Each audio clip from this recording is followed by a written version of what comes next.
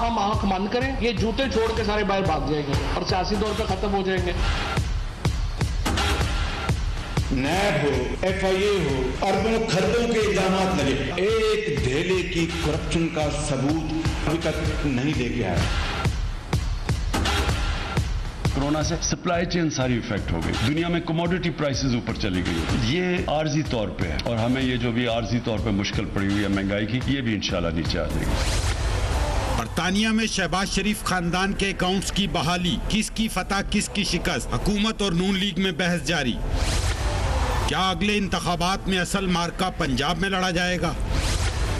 पूछेंगे तर्जुमान पंजाब हुकूमत फयाजुल हसन चौहान से, साबिक डायरेक्टर फाइनेंशियल क्राइम नैब ब्रिगेडियर हारिस नवाज से और बरतानवी माहिर कानून बैरिस्टर राशिद असलम से।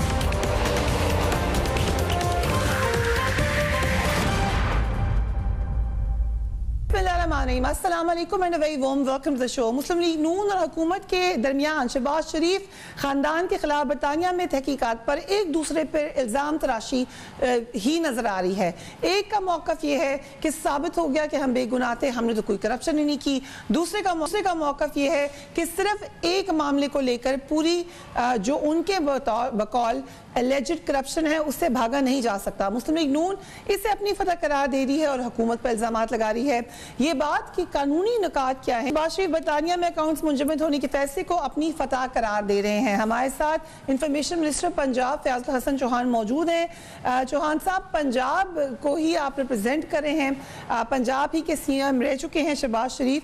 सो वो तो पूरा तासुर ये दे रहे हैं कि आप लोगों ने उनको सुरखरू कर दिया है। बिस्मिल्लाहिर्रहमानिर्रहीम। देखिए, शहबाज शरीफ साहब और इनकी पूरी फैमिली जो है वो 2 नंबरी करने में, ठगगिरी करने में और सूडो और फेक और सो कॉल्ड किस्म के जनाब वो इंफॉर्मेशन देने में माहिर है। अब यही इन्होंने हरकत जो है वो इस इशू के अंदर भी की। बुनियादी सी बात है, सारी दुनिया जान चुकी है पिछले 3 दिनों में कि रॉयल बैंक स्कॉटलैंड है, वहां पर एक अकाउंट था सलमान शहबाज साहब का। उस अकाउंट की कुछ ट्रांजेक्शन थी जिसके हवाले से उन्हें शक हुआ बैंक वालों को। वहां की रवायत होती है कि अगर किसी अकाउंट के ऊपर, किसी ट्रांजैक्शन के ऊपर शक हो जाए तो वो इन्वेस्टिगेशन करते हैं। उस बैंक ने जनाब वहां की NCA जो है नेशनल क्राइम एजेंसी को रिपोर्ट किया। नेशनल क्राइम एजेंसी ने इसी ट्रांजैक्शन के हवाले से खुद राब्ता करके पाकिस्तान के अदारों को, नैब को या जिसको भी उसके इंटरेक्शन की, उसके कंटेक्स्ट में उनका जनाब अकाउंट फ्रीज हुआ। 1 साल से फ्रीज था, अब वो फ्रीज हो जनाब उसने खत्म कर दिया जनाब वहां की एक मजिस्ट्रेट लेवल की अदालत ने। अब इतनी हैरानगी की बात है कि उसको बुनियाद बना के इन्होंने ढंडोरा पीटा हुआ जी कि हम तो जनाब पाकिस्तान के और हर जगह के जितने PCO केसेस रेफरेंसेस हैं हमारे खिलाफ, करप्शन के, मनी लॉन्ड्रिंग के, जाली TTs के, जाली अकाउंट्स के, हम तमाम से बरी हो गए हैं। ये समझते हैं सारी दुनिया बेवकूफ है, ये समझते हैं पूरी दुनिया का और पाकिस्तान का मीडिया बेवकूफ है, ये समझते हैं पाकिस्तान के अदारे बेवकूफ है। अब आपके सामने एक सिंपल सी एग्जाम्पल रख दो। एक इंसान है, वो एक गुनाह करता है या एक जुर्म करता है, उसकी एक FIR होती है, दूसरा करता है दूसरी, तीसरा करता है तीसरी, 10वां करता है 10वीं, 100वां करता है तो 100वीं FIR होती है। पहली वाली FIR में सपोज बेगुनाह जैसे तैसे भी मैनेज करके हो, प्रेशराइज करके हो, पेनिट्रेट करके हो या कोई भी हो, अगर वो उसमें से बरी होता है वो ये मावेला पीटना शुरू हो जाएगा, मैं बाकी भी 99 में जनाब बरी हो गया हूँ, अब मैं अल्लाह का वली बन गया हूँ, अब मैं दुनिया का सबसे नेकोकार आदमी बन गया हूँ, तो वो झूठ बोलेगा, वो फरेब करेगा। एग्जैक्टली यही पोजीशन शहबाज शरीफ साहब कर रहे हैं। राइट। सो लेकिन इसमें एक मामला है क्योंकि हुकूमत का दावा यह है कि शहबाज शरीफ का लंदन के मुकदमे में तो कोई नाम ही नहीं था, लेकिन क्या सलमान शहबाज के खिलाफ जिस केस में तहकीकात की जा रही थी और आपको ये अच्छे तरीके से, बेहतर तरीके से पता है, इस केस में शहबाज शरीफ की जानिब से पाकिस्तान से सलमान शहबाज को लंदन पैसे भेजने की इंक्वायरी हुई थी गालिबन। सो अगर कोई मामला आपस में कनेक्टेड होता तो क्या छुप जाता बरतानिया की एजेंसी की नजरों से? अच्छा, जो 2 सफ़ों का जो है ना उस मजिस्ट्रेट की अदालत का फैसला आया है, उसमें कहीं भी कोई शहबाज शरीफ साहब का नाम है, ना लेना देना है, ना उनके हवाले से कोई डिसीजन है, ना कोई कमेंट्स है, ना कोई जनाब किसी के अल्फाज हैं कि उनको बाइज्जत बरी कर दिया गया है, उनको ये कर दिया गया, उनको वो कर दिया गया। सिंपल 3 बंदे हैं, उसमें से एक जनाब सलमान शहबाज है, 2 कोई और है, उनके हवाले से था कि AF पोस्ट जारी हुआ है, अब वो AF पोस्ट जनाब अकाउंट फ्रीज ऑर्डर खत्म किया जा रहा है, अब ये अकाउंट जनाब दोबारा से खुल गया है। अब बात तो इसमें बिल्कुल क्लियर है शहबाज शरीफ साहब का तो उस पूरे डिसीजन के हवाले से। अब आपस की बात, बड़ी दिलचस्प बात मैं आपके सामने रखूंगा। पाकिस्तान के अंदर नैब अगर कोई कार्रवाई करती है, FIA करती है, सुप्रीम कोर्ट करती है, हाई कोर्ट करती है, नैब की अदालत करती है, शहबाज शरीफ साहब के ऊपर और कहती है कि सलमान शहबाज, हमजा शहबाज वो जनाब इन्वॉल्व है, तो ये कहते हैं जी मेरा तो लेना देना ही नहीं होना, मेरा तो उनके साथ कोई मामला ही नहीं। तो जब वहां पे सलमान शहबाज के हवाले से कोई मामला आता है तो ये फौरी तौर पे जनाब बाप बेटा बन जाते हैं, ये फौरन अपने आप को जनाब उसे ऑन करने को तैयार हो जाते हैं। ये अजीब मुनाफिकाना किस्म का एटीट्यूड है। लेकिन असल में मैंने कल भी एक बात कही कि पकड़ियां छोड़ के उड़दियां पीछे जाना ये पंजाबी का मामला है। इनको को छोड़ो, आप उसको आप बात करो। ये जो 25 अरब रुपए की रमजान शुगर मिल का केस चल रहा है, एंड पे पहुंचा हुआ है, उसका एंड रिजल्ट आ रहा है, उसके मतलब कोई बात नहीं की। क्या एंड रिजल्ट हो सकता है उसका आपकी नजर में? साल कैद, सियासत से नाअहली, आप बताए ना उसका एंड रिजल्ट क्या है। जो कंक्लूजन अभी तक हम सुन रहे हैं आपके मीडिया के जरिए से भी कि 67 के करीब अकाउंट्स हैं, 47 जनाब जाली अकाउंट्स हैं, 20 असली अकाउंट्स हैं। लेकिन जो असली भी अकाउंट्स हैं वो भी इनका गले का तोप और पाँव की जंजीर है। किस किसके हैं जी? वो जाली और असली, कोई फलूदे वाला है, कोई रेडी वाला है, कोई छाबड़ी वाला है, कोई सब्जी वाला है, कोई अंडे वाला है, कोई खिलौनों वाला है, एंटी वर्कर है, कोई क्लर्क है, कोई इनका नायब कासिद है, कोई इनका प्राइवेट सेक्रेटरी है। अमाउंट तो कितनी है जो आज आ रही है? वो आ रही है 44 लाख से लेके 4.5 करोड़ तक। और वो उनमें से तकरीबन सारे के सारे बंदे कभी लाहौर से ना कामों की नहीं गए, साधु की नहीं गए, गुजरावाला तो बड़ी दूर की बात। और जनाब उनके बाहर से अकाउंट से आना जाना, तो ये उसका जवाब नहीं देते, उनको तो फंसे बैठे हैं। बट चौहान साहब, आप इंफॉर्मेशन मिनिस्टर पंजाब हैं, बड़े अहम ओहदे पर हैं। अभी आपने भी कहा कि जेल जाने का इख्तिताम होगा। पहले इंफॉर्मेशन मिनिस्टर फवाद चौधरी साहब भी ये बात कह चुके हैं। इसी पर अपोजिशन आप पे तनकीद करती है कि आप लोगों को पहले से कौन खबर देता है? क्या कोई नेक्सस है आपका और दीगर इदारों के दरमियान? यार मुझे एक चीज बताएं, 302 का मुकदमा है, अगर उसका प्रूफ हो जाता है तो रेडी वाले को, छाबड़ी वाले को भी पता होता है कि उसकी सजा 25 साल कैद बमुशक्कत है, ठीक है ना। 307 है, उसकी जनाब 14 साल कैद बमुशक्कत है। कानून और आइन के अंदर जो चीजें लिखी होती हैं कि फलां चीज की सजा इतनी है, तो अगर हम उसी आगही की बुनियाद पे एक प्रेडिक्शन कर देते हैं, एक असर्शन कर देते हैं, उसमें कौन सी इतनी जनाब वो चीज आ गई कि हमें पहले से पता होगी? ये तो हर ही को पता है। और अक्सर मैं एक फिक्रा कहता हूँ कि पाकिस्तान का जना पेशावर के जनाब दिलबर हलवाई को और राजा बाजार के मुद्दे कसाई को और आपके अछरा बाजार के जनाब शीमे नाई को सबको पता है कि इनका जनाब करतूत क्या है और इनके करतूतों की वजह से जो केसेस चल रहे हैं उसका अंजाम क्या है, सबको पता है। लेकिन नहीं बात तो नहीं। सो बट नैब के हवाले से आप मुतमईन है? देखो, नैब के हवाले से मुतमईन तो हम नहीं है, लेकिन नैब पिछले नैब से बेहतर काम कर रही है। चौधरी कमर जमान की नैब से बेहतर काम कर रही है, लेकिन इसमें भी मजीद बेहतरी की जरूरत है। और अब जरूरत इस बात की है कि ये जो दोनों बाप बेटा है, ठीक है ना जी, पाकिस्तान की सियासत के जो डेंगी है, इनके खिलाफ डेली की बुनियाद पर केस चले। ये जो इनके केसेस चल रहे हैं किसी मंतकी अंजाम तक पहुंचे ना। ये जो हर पेशी के ऊपर विक्ट्री का निशान बनाते हैं, इस तरह बनाते हैं जैसे पैदल हज करके आए हैं, या इस तरह बनाते हैं जैसे दिल्ली के लाल किले पे पाकिस्तान का झंडा लहरा के आए हैं, या इस तरह लहराते हैं जैसे कोई हाइड्रोजन नाइट्रोजन पंप का फार्मूला इजाद किया है इन्होंने। चीजें तो खत्म हो ना। वक्त हुआ एक ब्रेक का, and we will be right back.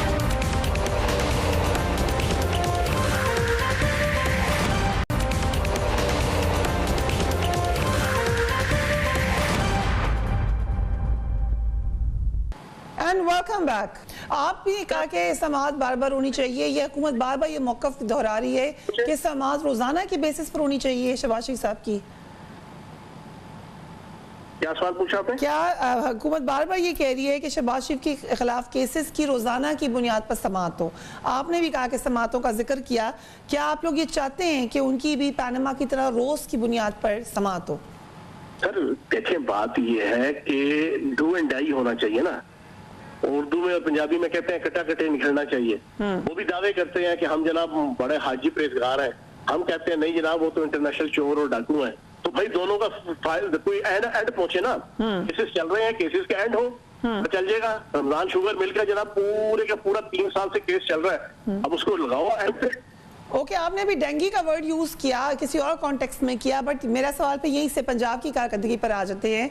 ये डेंगी तो शहबाज शरीफ साहब ने अपनी टीम के साथ मिलकर काफी हद तक कर्टेल किया था। आप लोग उसको वापस लाने को अचीवमेंट कहेंगे?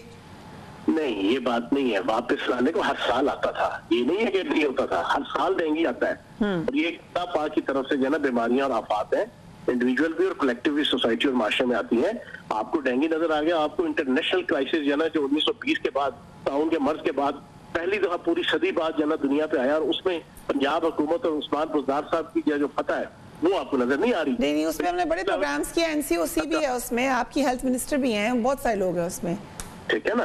तो उसके अलावा आपको जनाब डॉक्टर यास्मीन राशिद के जो कैंसर की मरीज होने के बावजूद उन्होंने बिल्कुल salute to her, she is doing good work. क्यादत में, तो ये कहने का मकसद ये हमने अगर कोरोना का मुकाबला कर लिया तो डेंगू का भी इंशाल्लाह हम कर रहे हैं। लेकिन ठीक है, चलिए आपका जवाब आ गया। आपने एक माह पहले मेरे प्रोग्राम में, मेरे पास क्लिप भी है, लेकिन आपने ये दावा किया था कि पंजाब हुकूमत और वज़ीर आला उस्मान बुज़दार की कारकर्दगी शहबाज शरीफ साहब से बहुत बेहतर है। पंजाब हुकूमत की मकबूलियत कम होने के तमाम सर्वेज भी झूठे हैं, ये भी आपने कहा था। अगर आपकी बात को बिल्कुल सरांखों पर है, लेकिन अगर हुकूमत गैर मकबूल नहीं हुई तो कंटोनमेंट बोर्ड इंतखाबात में तहरीक इंसाफ को पंजाब से वो कामयाबी क्यों नहीं मिली? मैं हैरान हूँ, 219 टोटल सीटें हैं पूरे पाकिस्तान में कंटोनमेंट की, उसमें से 102 सीटें जो तहरीक इंसाफ जीत गई। आप कहते हैं कि जनाब आपने जनाब कामयाबी हासिल नहीं की। मैं तो पंजाब के पूरी सुन ले एनालिसिस रखूंगा, बेगम रहे आपकी आत्मा को पूरी शांति मिलेगी है ना। पूरी सुन ले 63 ज्यादा हमारे डायरेक्ट टिकट पे जीते, 55 आजाद जीते थे, उसमें से 38 जनाब पीटीआई में शामिल हो चुके हैं। वो 38 वो थे कि जिनमें से आधी सीटों पर टिकट ओपन कर दिए थे, पीटीआई ने किसी को टिकट ही नहीं दिया था क्योंकि हमारे पास कैंडिडेट दोनों मजबूत थे, और बाकी जनाब आधे वो थे कि जो टिकट नहीं मिला लेकिन पीटीआई और इमरान खान साहब को झंडा उठा के उन्होंने अपना इलेक्शन लड़ा, जीत के। टोटल 219 में से बाकी 117 जो है ना वो आपकी बाकी 15 से 30 पार्टियों में तकसीम करें।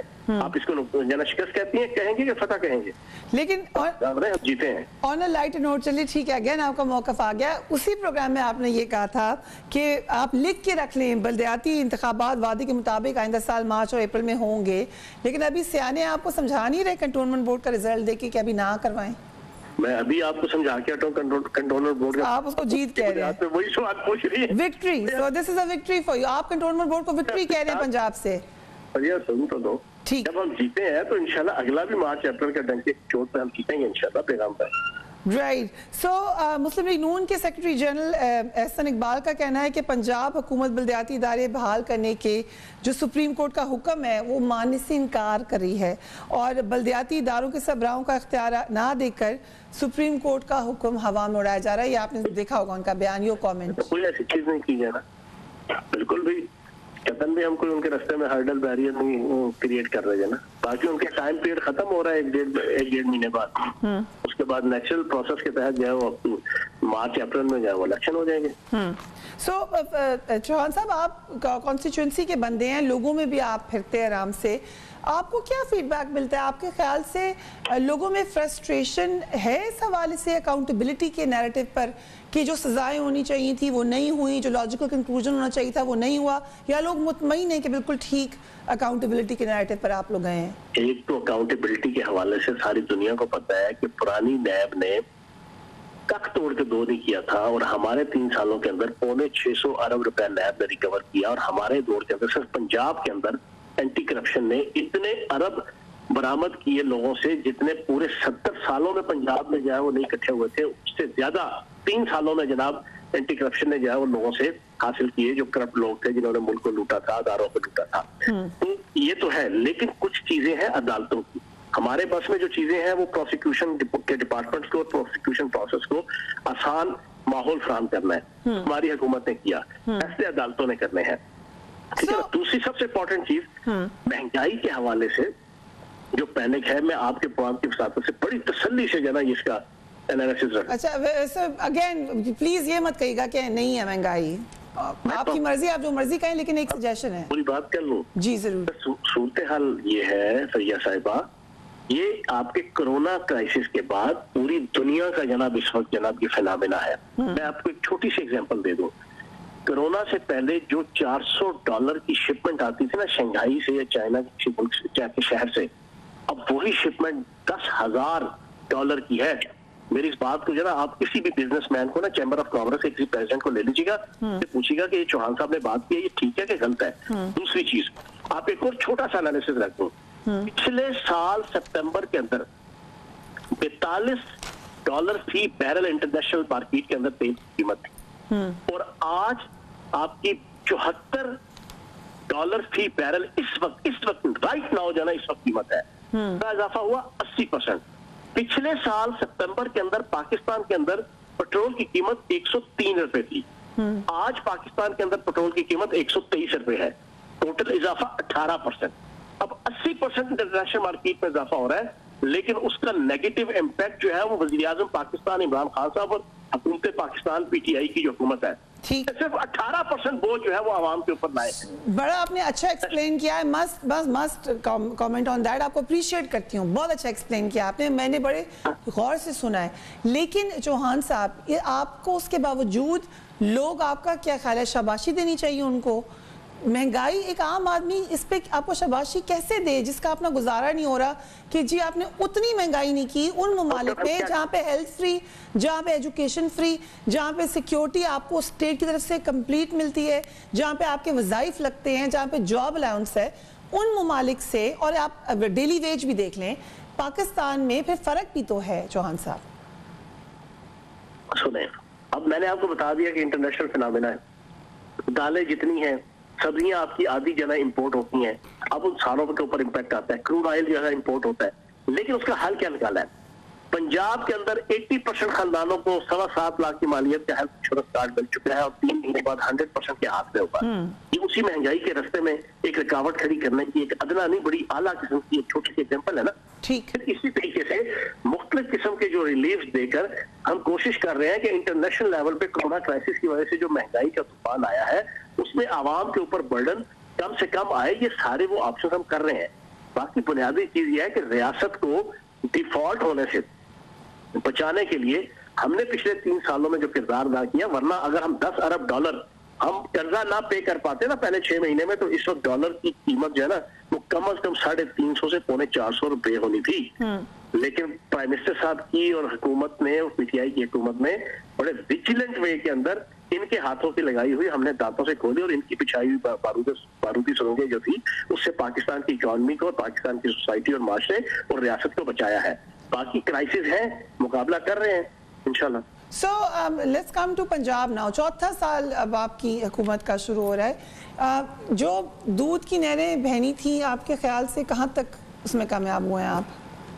अल्लाह पाक का करम है कि जो 100 अरब रुपए मुनाफे के अंदर सुबह चौधरी परवेज लाई साहब शहबाज शरीफ साहब को दे के गए थे, और वो शहबाज शरीफ साहब ने 10 साल बाद 1250 अरब रुपए का मकरूज सूबा आपके उस्मान बुज़दार साहब के हवाले किया था। उस सूबे के अंदर आपके CM सेक्रेटेरिएट और CM ऑफिस में जो 100% आपके खर्चात अगर थे वो 3 सालों के अंदर 50% हम नीचे ले आए।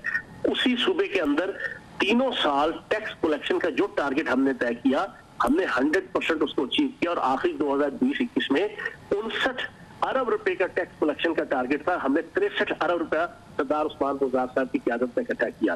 उस सूबे के अंदर हमने यूनिवर्सिटियों के जाल बिछा दिए जो पहले यूनिवर्सिटियों के क़याम के हवाले से 10 सालों में बिल्कुल नील आपकी जनाब एफिशिएंसी थी। उस सूबे के अंदर कॉलेजेस के जाल बिछा दिए जहाँ पे पहले कभी उसके मुकाबले में कॉलेजेस नहीं आए। उस सूबे के अंदर 8 इकोनॉमिक जोन हमने बनाए, और इनके 10 साल के अंदर 1 इकोनॉमिक जोन सिर्फ बना था पंजाब के अंदर। उस सूबे के अंदर गंदम की प्रिक्योरमेंट से लेके और जितने आपके 70% किसान, ये तो सदी से सुनना, इसमें मुझे टोकना ना, 70% पंजाब के अंदर आवाम खुशहाल हुई है इन 3 सालों में। आप पूछेंगे किस तरह? वो इस तरह कि ज़राअत के शोबे से हमारी 70% पंजाब की आवाम मुतल्लिका है। इन 3 सालों के अंदर हर फसल और हर सब्जी की पैदावार अच्छी भी हुई, और उनकी कीमत मार्केट के अंदर तमाम गन्ने के, मकई के, आपके जनाब गन्ने के तमाम काश्तकारों को 100% बर वक्त पैसों की अदायगी हुई। चौहान साहब के अंदर जी रुपए के बकाया जात तो सिर्फ आले शरीफ की 3 से 7 शुगर मिलों के अरबों रुपए के बकाया। मेरी रिक्वेस्ट फिर एक रिक्वेस्ट ले लें, आप इंफॉर्मेशन मिनिस्टर हैं, एक किसी आपकी पसंद के गांव में चलते हैं और आम लोगों से बात करते हैं। आप अगर आपके पास वक्त हो थोड़ा सा निकालें हमारी मीडिया टीम के साथ, और अगर चीफ मिनिस्टर हो तो फिर जबरदस्त है। आई नो कि वो शाये हैं कैमरा के, लेकिन अगर वो और लोगों से पूछते हैं वहां पर। हारी जी, मैं ये चैलेंज भी कबूल करता हूँ, मैं आपको जनूबी पंजाब और वस्ती पंजाब के देहातों में लेके जाऊंगा, लोगों से पूछेंगे, के काश्तकारों से पूछेंगे, लेकिन ओपन पूछेंगे, हम खुद पूछेंगे, वी विल गो, चलेंगे हो गया चैलेंज ये? चलेंगे इंशाल्लाह। ठीक है, so we will certainly come to you for this show. लेकिन आप आ जाते हैं चीफ मिनिस्टर उस्मान बुज़दार पे। 4 साल जैसे मैंने कहा शुरू हो रहे हैं। अब एट सम पॉइंट आपके चीफ मिनिस्टर को मीडिया से ओपनली बात करनी चाहिए। ज़बरदस्त इंट्रोडक्शन आप खुद करते हैं, बड़ी ज़बरदस्त आप बात करते हैं, प्रेस कॉन्फ्रेंसेस करते हैं। किस वक्त उनकी शाइनेस ख़त्म होगी जैसे बाकी चीफ मिनिस्टर्स हैं? आज दुनिया के किसी एथिक्स की किताब के अंदर या किसी भी इल्हामी किताब के अंदर भी ये नहीं लिखा हुआ कि लीडर ने लाजमी आके हर वक्त बोलना ही है, ठीक है ना जी। लेकिन आप लोग तो पीटीआई से हैं, पीटीआई में तो बोलते हैं सब। असल चीज काम करना होता है, काम वो कर रहे हैं, बेहतरीन काम कर रहे हैं, जो मैं आपके सामने कुछ गिनवा भी दिए हैं, तो उसके लिए बोलने के लिए जरूरत नहीं होता, बोलने के लिए हम है ना। सो अगर हाइपोथेटिकली लेट्स से कि आपकी दोबारा गवर्नमेंट पंजाब में बनती है तो चीफ मिनिस्टर कौन होंगे?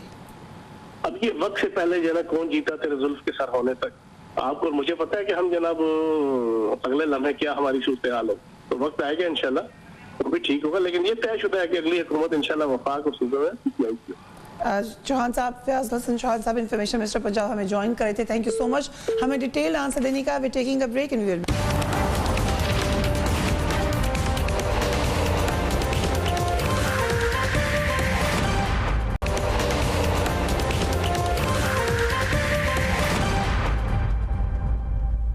Welcome back. मियां शहबाज शरीफ बरतानिया से क्लीन चिट मिलने का दावा कर रहे हैं, मगर पाकिस्तान में नैब केसेस सर उठाए खड़े हुए हैं। इंफॉर्मेशन मिनिस्टर ये कह रहे हैं कि बड़ी सख्त सजा होने जा रही है शहबाज शरीफ को।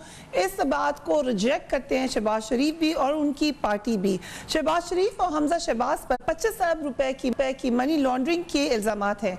एक निगाह अगर इस केस पर डालें, नैब रेफरेंस के मुताबिक शहबाज शरीफ की शुगर मिल्स के मुलाजमीन के नामों पर बेनामी अकाउंट्स हैं। इन अकाउंट से अरबों रुपए की अलेजिडली मनी लॉन्ड्रिंग की गई है। शहबाज शरीफ खानदान को $36 मिलियन तकरीबन 3 अरब 90 करोड़ की मुंतकली हुई। कुल डिक्लेयर्ड असासों के 95%, सलमान शहबाज को 99%, नुसरत शहबाज को 85% और शहबाज शरीफ की बेटियों 100% भेजे गए।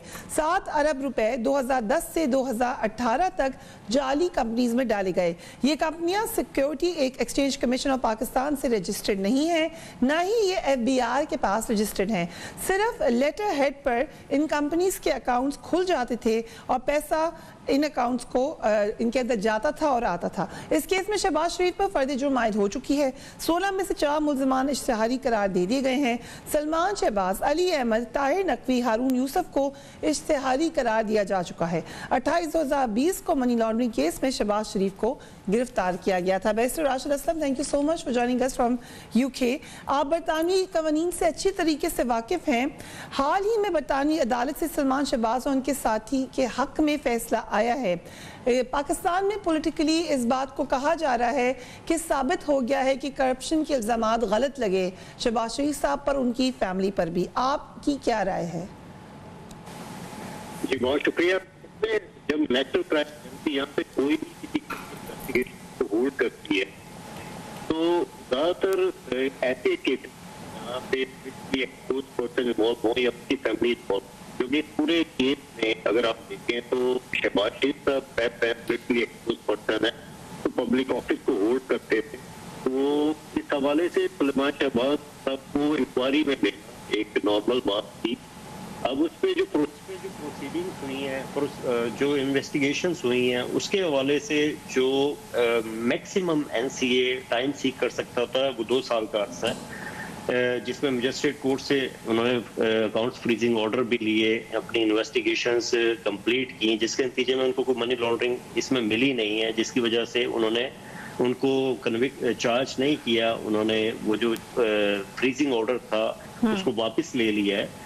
तो अगर इस किस्म की ट्रांजैक्शंस जो कि 2 अकाउंट्स के बारे में थी, एक बारक्लेज बैंक का अकाउंट था, एक बैंक ऑफ स्कॉटलैंड का था, उसमें जितनी भी ट्रांजैक्शंस होती हैं उसकी नॉर्मली फॉरेंसिक तहकीकात होती हैं। एक ट्रांजैक्शंस को देखा जाता है, एक ट्रांजैक्शन को देखा जाता है। जैसे पाकिस्तान से कुछ हुई हुई थी, कोई ट्रांजैक्शंस हुई हुई थी, UAE से हुई हुई थी, और कुछ ऐसे रिलेटेड भी डॉक्यूमेंट्स जो कि अभी आज ही कुछ जो इंफॉर्मेशन आई है कि शहबाज शरीफ साहब के हवाले से भी असिस्टेंस मांगी गई थी एनसीए से। तो ये सारी चीजें जो है उसके बाद अगर एनसीए ने उनको क्लियर किया है तो मैं ये समझता हूँ कि ये बड़ी बात है। और एनसीए की रिपोर्ट्स जो है पूरी दुनिया में मानी भी जाती हैं। अफ्रीका के बहुत सारे मुल्कों में इनकी बेसिस पे कन्विक्शंस भी हुई हैं, बिकॉज उस इन्वेस्टिगेशन का दायरा कार सिर्फ ये 2-4 दिनों तक नहीं होता या 2-4 ट्रांजैक्शंस तक नहीं होता, उसमें ऑफिसर्स इन्वॉल्व होते हैं और बड़ी डिटेल्ड इसके बारे में चीजों को देखा जाता है, माइन्यूटली एक एक चीज का जायजा लिया जाता है। so minutely एक चीज का जायजा लिया जाता है। कंक्लूजन जो है उनका जो ऑर्डर आया है, ऑर्डर तो ऑब्वियसली वो 2 लोगों के बारे में है, बट जो अगर केस देखें तो ये मैं ये समझता हूँ कि उसमें शहबाज शरीफ साहब का जो है इन्वेस्टिगेशंस या बाकी उनकी फैमिली के हवाले से जो चीज़ें हैं, मेरा ख्याल है कि वो इन्वेस्टिगेशन का हिस्सा रहे होंगे। जिस तरह उन्होंने अपनी वॉलंटरी एक्सेस भी दी थी अकाउंट की, जिसमें जो एनसीए ने जो वॉलंटरी एक्सेस जो उनकी एक्सेस मांगी थी अकाउंट की, अब ये सारी रिपोर्ट के बाद जो एक उनको यहाँ से जो क्लियर आप कह लें क्लीन चिट मिली है, तो ये एक अच्छी बात है। आप कह रहे हैं कि वो पॉलिटिकली उसको बिल्कुल इस्तेमाल कर सकते हैं, बिल्कुल उनका जायज़ है इस तरीके से क्लेम करना। बिगिर हारिस नवाज, एक तो आई कुड सी कि you probably do not agree, मगर मुस्लिम लीग नून ये तासुर दे रही है कि इमरान खान को पाकिस्तानी अदलिया ने सादिक और अमीन करार दिया था और शहबाज शरीफ और उनके ख़ानदान को लंदन की अदलिया ने सादिक और अमीन करार दिया। आपके ख्याल से ये कंपैरिजन ठीक है, पॉलिटिकल नैरेटिव है, but what do you think about this comparison? देखें फरिया, बात यह है कि हमें ये देखना चाहिए कि इनके 25 अरब रुपए 20 अकाउंट्स में आए हैं यहाँ पर कराची में, ये लाहौर में, और वो अकाउंट्स हैं जो कोई एक कैशियर है, एक चपड़ासी है, क्लर्क्स हैं, इस तरह के लोग 2 अरब 80 करोड़ या 1 अरब 50 करोड़ इस तरह के account. No can anyone justify कि उनके अकाउंट में कहाँ से आए हैं। बात यह है कि ये पैसा तो आया है ना, इसलिए पाकिस्तान की अदालत में ये 2+2 का केस है, बट आई पर्सनली फील कि ये यहाँ पर छुप नहीं सकता। मुझे हैरानी है कि वहाँ जनरली मैं आपको बताऊँ वहाँ पर ये होता है एनसीए में और ये ब्रिटिश जितने भी अदारे हैं जो इस तरह की चेकिंग करते हैं, सारी लॉन्ड्रेड मनी वहाँ पर होती है, चाहे इंडिया से आती है, billions of trillion of dollars का पैसा वहाँ पर है। लाइकवाइज यहाँ से जाता है, they have their own interest, और इंटरेस्ट उनका ये है कि ये पैसे से ही उनका बैंक तो उनके कारोबार चलते हैं और तमाम दुनिया को प्रोटेक्शन भी देते हैं। आप चेक करें रिकॉर्ड में कितने इंडियंस भाग के पैसा लूट के इंग्लैंड में बैठे हैं, like so many people from other countries. तो ये बात नहीं है, इनको सिर्फ ये बताने की ज़रूरत है कि आपके ये जो 25 मुलाजमीन हैं, इनके पास के अकाउंट में 2-2 अरब रुपया, 3-3 अरब रुपया, 1.5 अरब रुपया कहाँ से आए, दे हैव टू जस्टिफाई। ये जस्टिफाई नहीं कर सकते, इसको तो क्लियर करें। आप बात करें, इसलिए हम बात करते हैं कि पाकिस्तान की अदालत में ये केस अभी जब चल रहा है तो ये it is a very clear case, इसमें बड़ा मुश्किल हो जाएगा। इसलिए वहाँ की अदालत वो जो उन्होंने किया, एनसीए ने किया है, मैं I my doubts, let me tell you, वहाँ से कभी किसी को पकड़ के पैसा नहीं निकाला गया। और यही हम हमेशा कानून भी कह रहे हैं कि ब्रिटिशर्स बनाएंगे, ब्रिटिश गवर्नमेंट कहती है बनाएंगे, बट आज तक नहीं बना रहे, क्योंकि सारे मुल्कों का पैसा इन्हीं ममालिक में आके जमा होता है और ये उनकी इकोनॉमी को बूस्ट देता है। सो बैसी साहब, कुछ क्योंकि आप कानूनी निकात को अच्छे तरीके से समझा सकते हैं, जो मुशीर एहतसाब हैं शहजाद अकबर, उनका कहना ये है कि ये फैसला बाहमी रजामंदी से हुआ है, जो आपस में बैठ के तय किया गया है, जिससे जाहिर होता है कि नेशनल क्राइम एजेंसी और सलमान शहबाज ने मिल बैठकर मामला हल कर लिया, वरना सलमान शहबाज को कोई कानूनी चाराजोई करने का और रकम देने का हुक्म भी इस फैसले के साथ होता, यानी उसका हिस्सा होता। क्या तहकीकात गलत साबित होने पर सलमान शहबाज लंदन की अदालत में एनसीए के खिलाफ हर जाने का दावा कर सकते हैं? देखिए, ऐसी इन्वेस्टिगेशंस में मोस्टली ये होता है कि इसको सीगा राज में रखा जाता है। जहाँ तक मेरी मालूमात है उसमें कंसेंट ऑर्डर है, कोई एग्रीड हुई है दोनों पार्टीज कि एक तो कोई भी इंफॉर्मेशन आगे नहीं निकाली जाएगी, दूसरा इस पे कंपनसेशन क्लेम नहीं की जाएगी। तो ये दो एक चीजें जो मेरी आपस में एग्रीमेंट हुआ है, मेरा नहीं ख्याल कि वो कंपनसेशन क्लेम करेंगे इसके खिलाफ। So there was some sort of agreement. I'm sorry. I'm saying कि इसका मतलब है कि कोई आपस में एग्रीमेंट हुआ। जी जी बिल्कुल, इसमें जो लॉयर्स हैं वो एग्रीमेंट कर सकते होते हैं नेशनल क्राइम एजेंसी से, जो सुलेमान शहबाज साहब को रिप्रेजेंट कर रहे थे। और इस केस में जहाँ तक, जिस तरह मैंने पहले बताया, जहाँ तक मेरी मालूमात है कि इसमें एक एग्रीमेंट हुआ है, नॉन डिस्क्लोजर एग्रीमेंट, और प्लस उसमें कंपनसेशन ना क्लेम करने की भी बात हुई है। और कोई बात जो आपके इल्म में हो, उसमें हुई हो?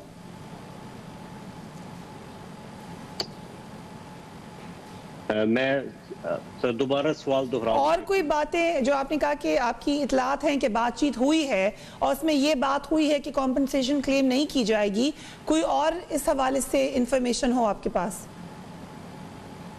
देखिए, उसमें एक जो चीज़ है कि जो शहबाज शरीफ साहब के हवाले से जो इन्वेस्टिगेशन का वो हिस्सा रहे हैं या नहीं रहे, वो तो जो इंफॉर्मेशन आई है कि उसमें इन्वेस्टिगेशन ज़रूर हुई है।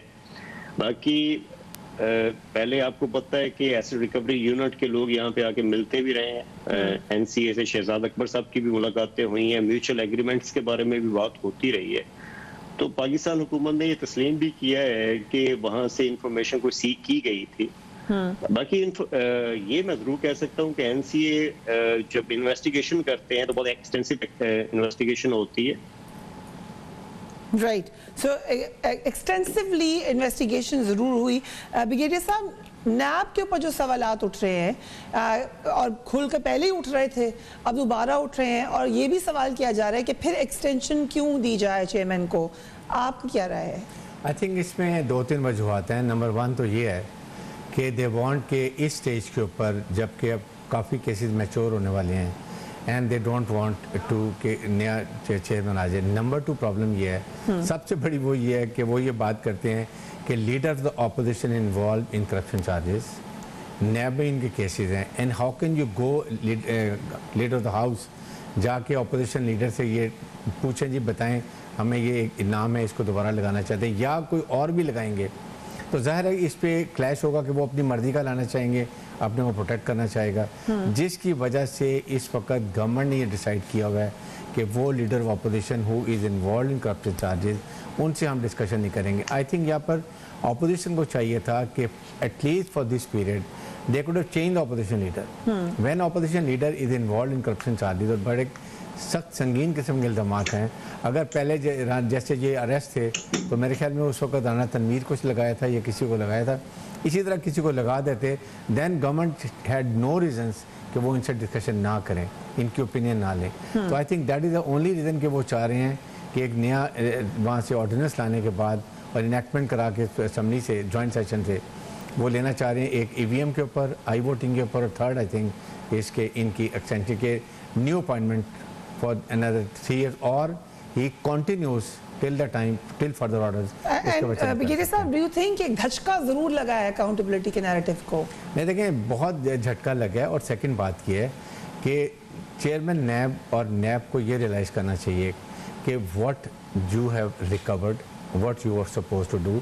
चेक और गवर्नमेंट की जो कमजोरी है वो ये कि देखें ये एक नेशनल इशू था, नेशनल करप्शन की बात थी, इनका मोटो भी यही था, they should have gone to the chief justice of Pakistan, हुकूमत, चीफ जस्टिस और supreme court and chairman NAB, अगर ये बैठ के नेशनल रिकवरी के लिए एक नया अमल बनाते, जैसे पनामा में बनाया था कि हर 3 महीने में एक केस डिसाइड होगा, मॉनिटरिंग जज लगा देंगे और इसकी ये डिलिंग प्रैक्टिस नहीं होने देंगे, तो 3-6 महीने में केस फाइनल हो जाते और वटएवर। So, कुछ ना कुछ मैकेनिज्म होना चाहिए, लेकिन अकाउंटेबिलिटी के नैरेटिव को शदीद धचका लग चुका है। ये कोई अच्छी बात नहीं है, क्योंकि हर कोई ये चाहता है कि अकाउंटेबिलिटी का एक मैकेनिज्म, जैसे कि ब्रिगेडियर साहब ने कहा, होना चाहिए, एक सिस्टमैटिक तरीका होना चाहिए। जस्ट बिकॉज के धचका लग गया इसका मतलब ये नहीं ना हो, लेकिन ये भी कोई नहीं चाहता कि अकाउंटेबिलिटी के नाम पर सिर्फ सियासत हो। Until my next show, take care of yourself, अल्लाह हाफिज़।